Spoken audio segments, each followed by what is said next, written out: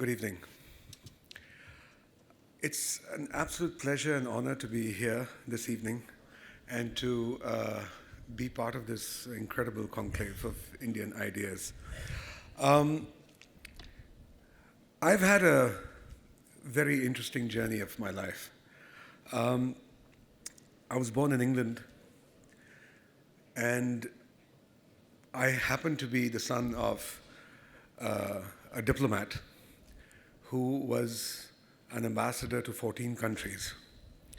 I had the privilege, because of my connection with my father, to have lived all over the world in different parts. It's one thing to visit a country as a tourist and find everything very hunky-dory, and it's another thing to live in that country. And so I was exposed to many different cultures and many different forms of music, people, ideologies. And then I was packed off to boarding school. I studied at Rugby, and from Rugby I went to University of London. And from University of London I did my bachelor's, I did my LLB, because I guess my father didn't have much faith in my music. So he said that you need to have a backup plan.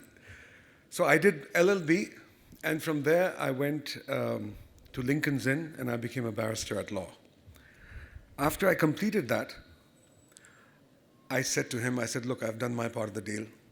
Now let me pursue music. Of course, throughout this period, he was consistently supportive of my talent and my music, and he encouraged me in every form. I mean, when I wanted to even learn Indian classical music, he opened the doors for me, and I had the privilege of learning Indian classical music from Pandit Shiv Kumar Sharma ji, who's my guru. And then I started playing music, and that's how my romance with India started to take place. I came in 1999 for the first time because Asha Bhosle ji had invited me to come and produce an album for her.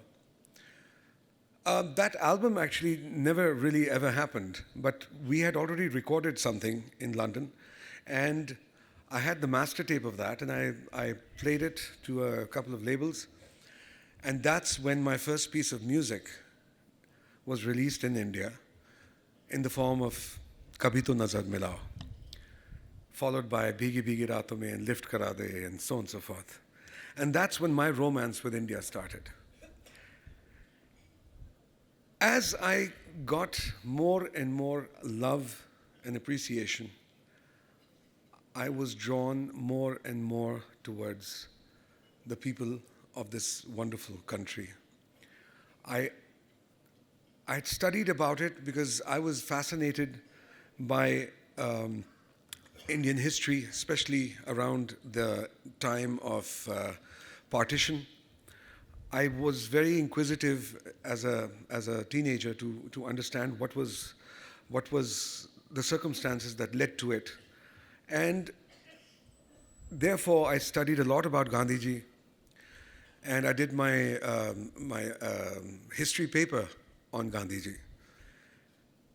And on a side note, there was a fancy dress that took place at that time. I was many more kilos. And so, for some reason, I felt that I could pass off myself as Gandhiji. And so there was this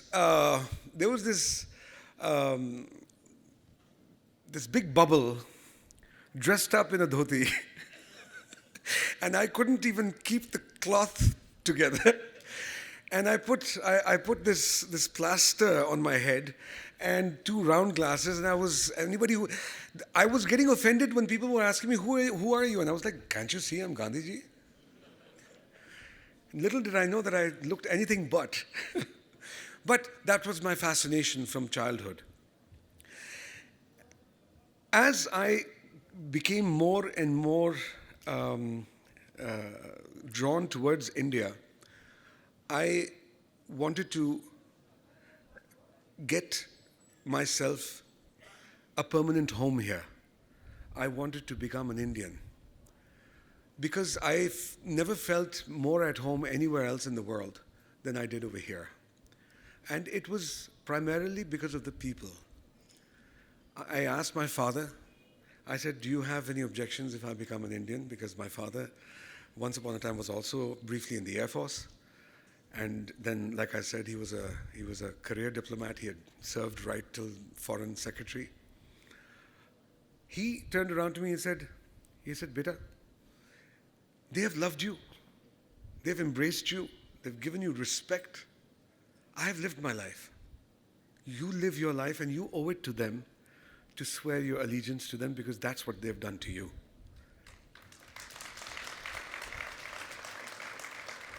And so I had his blessings. And then the process started of getting myself the Indian citizenship. That was a journey on its own. And after that, I was rejected twice. But I didn't give up because I was hell-bent upon acquiring my citizenship. And I have been privileged enough to see both sides of the border very closely. And because my father, apart from being, as I said, ambassador to 14 countries, he was also ADC to 3 presidents, General Ayub Khan, Field Marshal Ayub, General Yahya, and President Bhutto. And he was also chief of protocol to 8 prime ministers and presidents. So I have seen things very closely and have been privy to many, many things, which some of them were nice and many of them were also not very pleasant. So I knew as an adult how to evaluate my ideals and where I stood. And finally, after a tremendous amount of struggle and wait, I was blessed with in my Indian citizenship on the 1st of January 2016 by the present government. And I need to address a very important thing here because, you know, कभी-कभी क्या होता है कि लोग अक्सर घर की मुर्गी दाल बराबर ये कहावत तो सुनी होगी.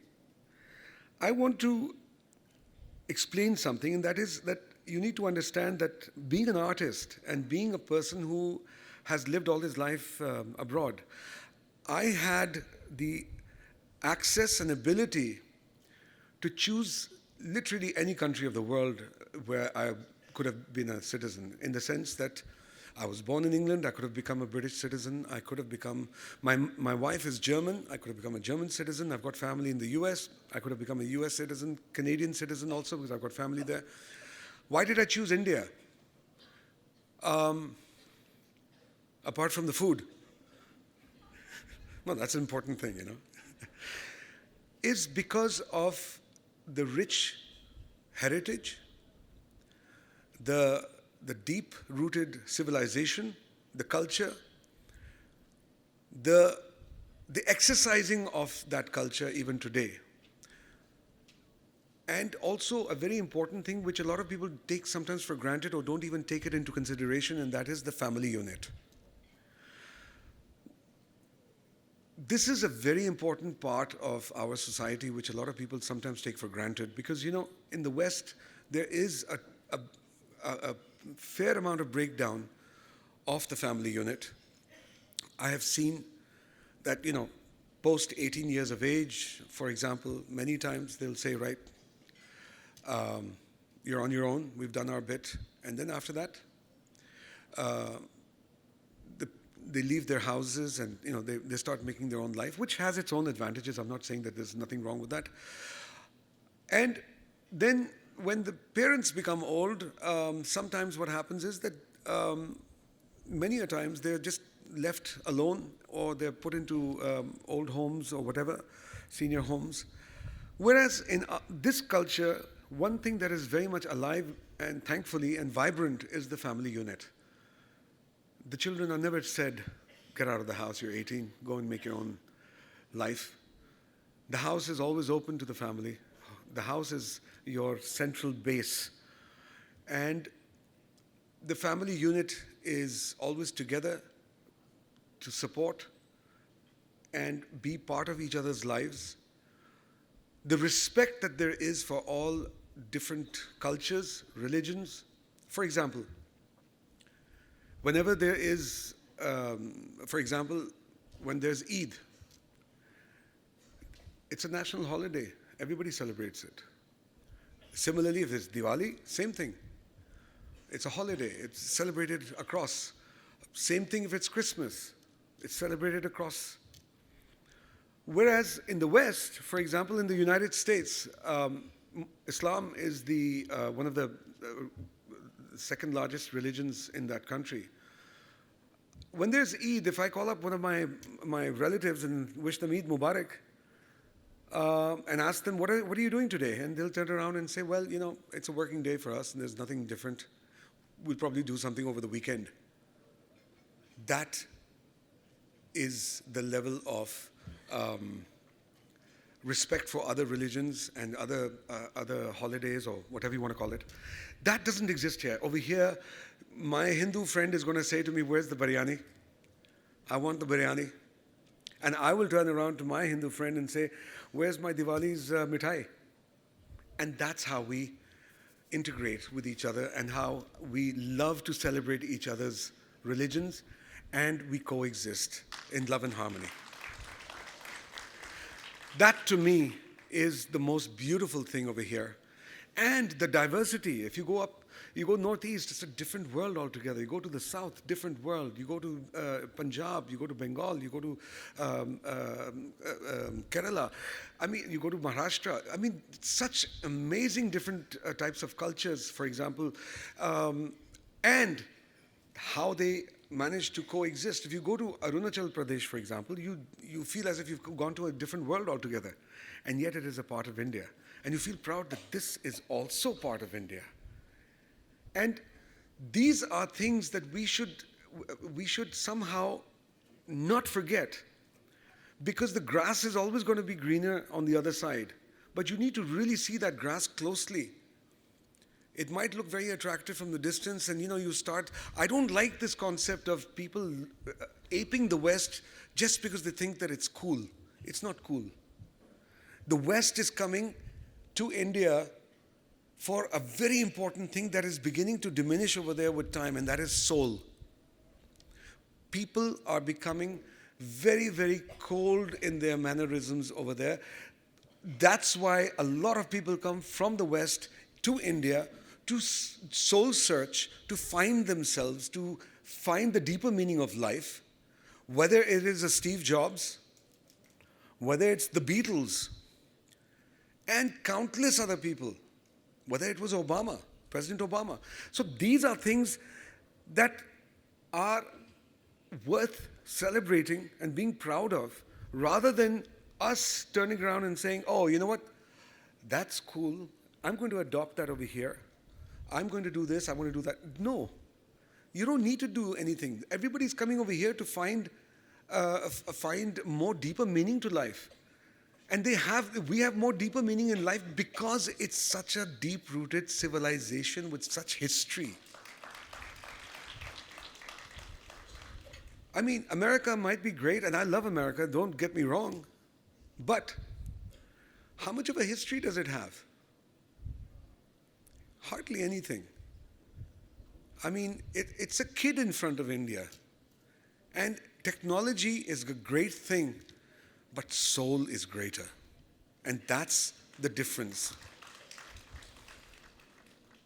And so therefore, I just want to end by saying that whatever India is turning into at present with this reinvention of self-pride, of who we are and what we represent, and to be proud of that without unnecessarily allowing outside influence. We've got enough of our beautiful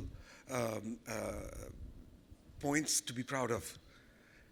Let's hold on to that, let's be proud of that, and I just love the direction that it's taking.